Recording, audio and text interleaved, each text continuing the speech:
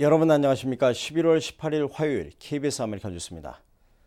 중간선거는 모두 끝났지만 LA시 유권자들은 내년 또 한 번의 선거를 앞두고 있습니다.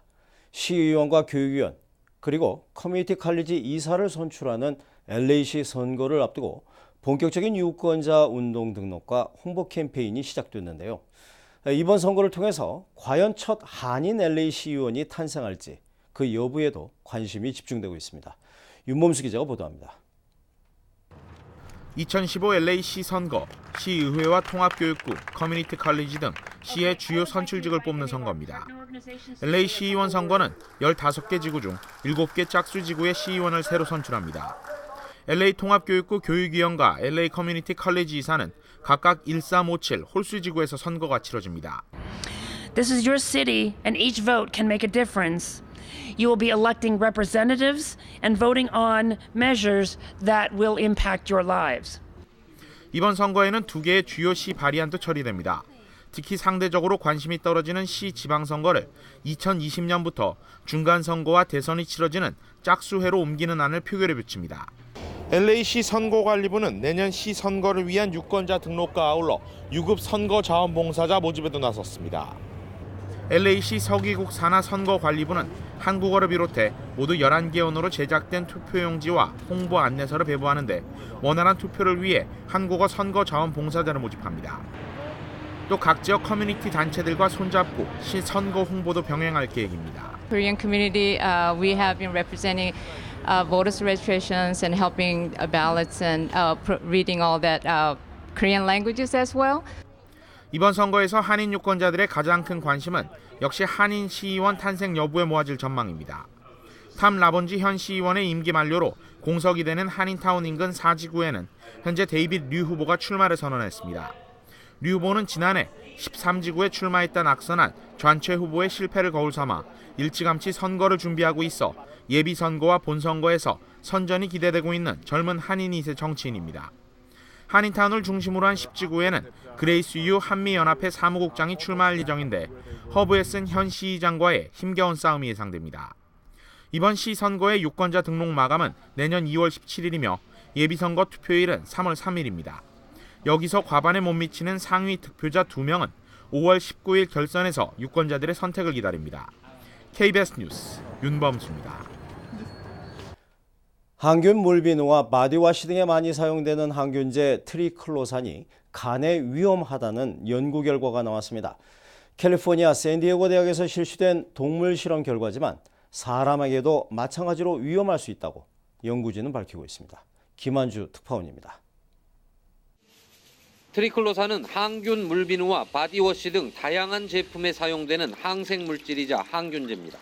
미국 캘리포니아 대학 샌디에이고 연구진은 6개월간 트리클로산의 쥐를 노출시킨 결과 간 종양에 걸릴 확률이 더 높았고 종양의 크기도 더 컸다고 밝혔습니다. 또 쥐를 대상으로 실험했지만 사람에게도 마찬가지 위험이 있을 수 있다고 판단했습니다. 특히 비슷한 작용을 하는 화합물과 함께 트리클로산에 노출될 때 위험은 더 커질 수 있다고 경고했습니다. 트리클로산에 쥐를 노출시킨 6개월은 사람으로 치면 약 18년에 해당합니다. 연구진은 다만 치약에는 트리클로산이 적게 들어가고 건강에도 좋은 영향을 준다고 밝혔습니다. 트리클로산은 미국 산모의 모유 중 97%에서 검출됐다는 연구 결과가 있을 정도로 광범위하게 사용되고 있습니다. 그동안 호르몬 장애를 일으킨다는 주장 등이 제기돼 미국 식품의약국 FDA가 안전성 여부를 검토해 왔습니다. In the short term, probably not.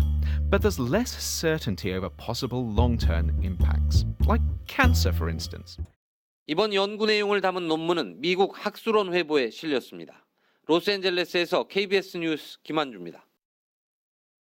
네바다주가 라스베가스 등의 도시에서 관광객들에게 의료용 마리화나 판매를 허용하기로 했습니다.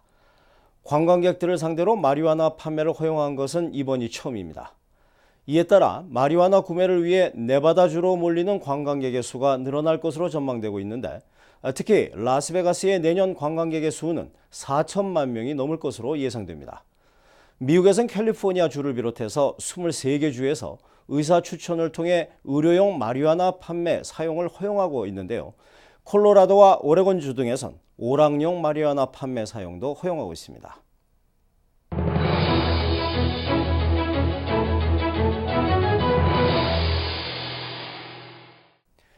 다음 달 7일이면 내년도 메디케어 신청이 마감됩니다.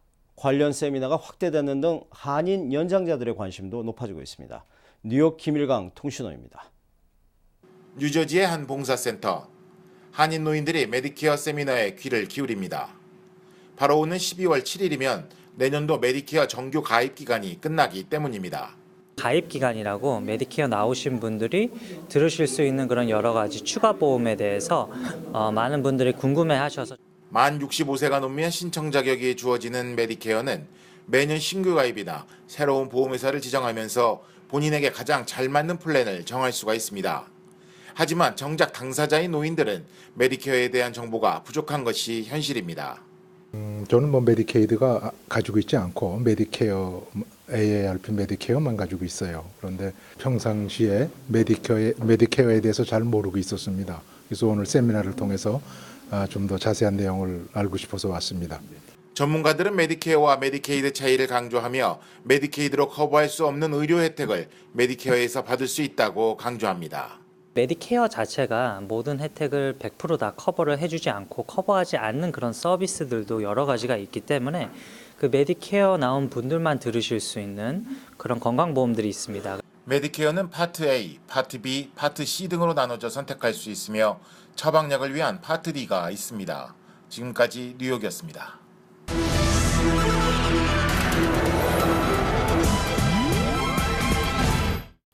새 UN 북한 인권 결의안이 오늘 UN 총회 제3위원회를 통과했습니다. UN 인권 결의안 사상 최초로 개별 국가 인권 상황에 대한 국제형사재판소 회부를 권고하는 등 강력한 내용을 담고 있습니다. 뉴욕 박에스터 특파원입니다. 새 UN 대북 인권 결의안이 UN 총회 제3위원회를 통과했습니다. 찬성 111표, 반대 19표, 기권 55표입니다. 수십 년간 북한 최고위층의 정책에 의한 반인도적 범죄를 인정하고 이런 내용을 담은 북한 인권 보고서를 안보리에 제출해 북한 인권 상황을 국제형사재판소에 회부할 것을 권고하는 내용입니다. The situation of human rights in the DPRK demands a strong response from the international community. 이에 앞서 쿠바는 이 핵심 내용들을 뺀 수정안을 제출했지만 찬성 40, 반대 77, 기권 50표로 부결됐습니다. The OP7 and OP8 of the draft resolution represent extreme mistrust, distrust and confrontation that have no relevance whatsoever with genuine human rights. 북한과 동조 국가들은 인권 대화와 UN 특별보고관 방북 제한 등 최근 북한의 노력을 강조했지만 결의안 지지국들은 말이 아닌 북한의 행동을 요구했습니다. Cannot compensate for, replace or be traded against the need for accountability for the widespread, gross and systematic human rights violation. UN 인권 결의안에 개별 국가에 대한 국제형사재판소 회부 권고가 포함되기는 사상 처음입니다.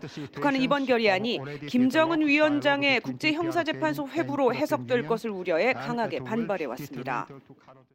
UN 전체 회원국이 참석하는 위원회 통과는 결의안의 실질적 채택을 의미합니다.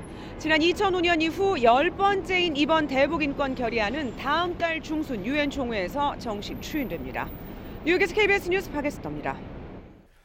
이스라엘에선 팔레스타인 2명이 유대교 회당에 난입해서 총을 난사하고 흉기를 휘둘러 10여 명이 숨지거나 다쳤습니다.